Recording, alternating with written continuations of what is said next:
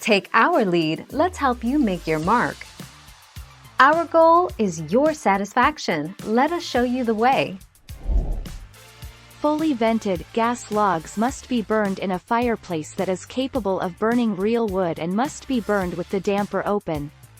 The reason for this is that they do not burn the gas cleanly and create exhaust that is very similar to burning a real wood fire. 26 March 2013.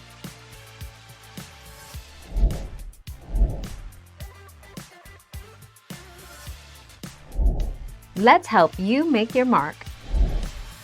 A fireplace damper should always be kept open while the fire is burning. Furthermore, keep the damper open until all the embers are done burning.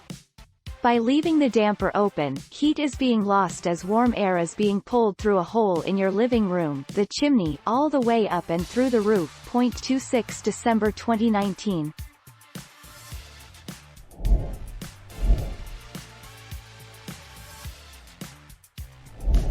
Let's help you make your mark.